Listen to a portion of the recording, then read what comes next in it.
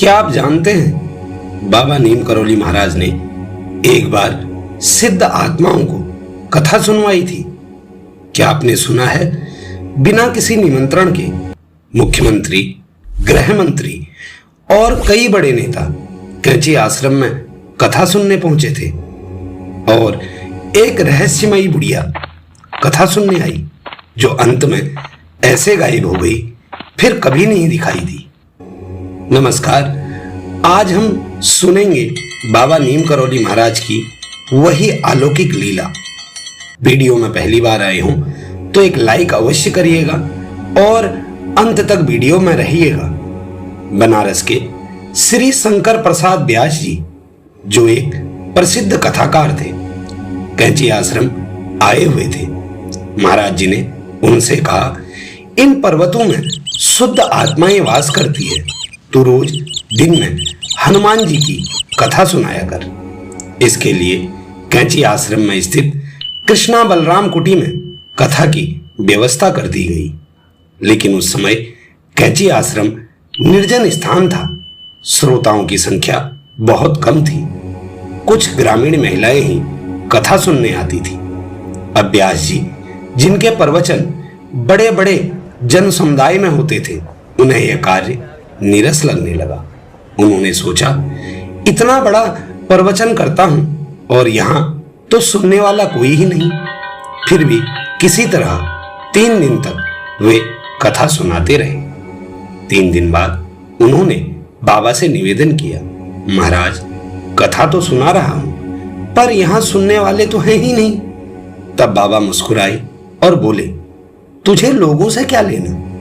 मैंने तुझसे कहा था सिद्ध आत्माओं को कथा सुनाने के लिए। व्यास जी फिर बोले, महाराज, कथा सुनाने के लिए श्रोताओं का होना भी तो जरूरी है। तब महाराज ने रहस्यमयी अंदाज में कहा, देख, कल एक बुढ़िया भी कथा सुनने आएगी।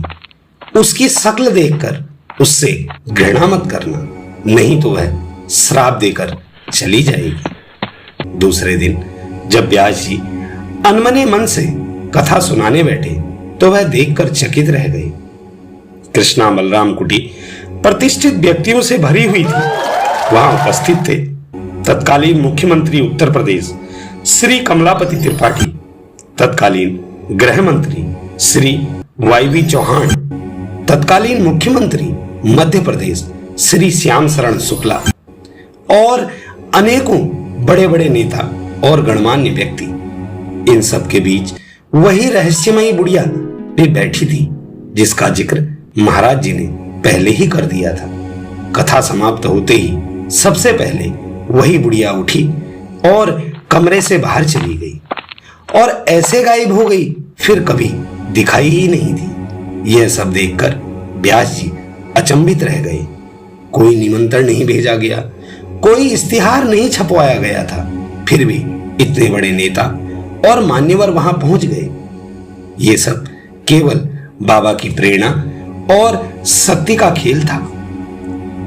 दोस्तों, पहली बार अगर आप वीडियो में आए हो, चैनल को सब्सक्राइब करिएगा और बेल आइकन जरूर दबाइएगा। बाबा नीम करौली महाराज की लीलाएं आज भी हमें यह सिखाती हैं, जो कार्य साधारण लगता है उसमें भी असीम शक्ति छिपी होती है। अब आप बताइए, क्या यह सिर्फ संयोग था या बाबा की अलौकिक लीला? अगर आप भी मानते हैं बाबा नीम करौली महाराज की शक्ति असीम है तो कमेंट में लिखिए। जय सिया राम।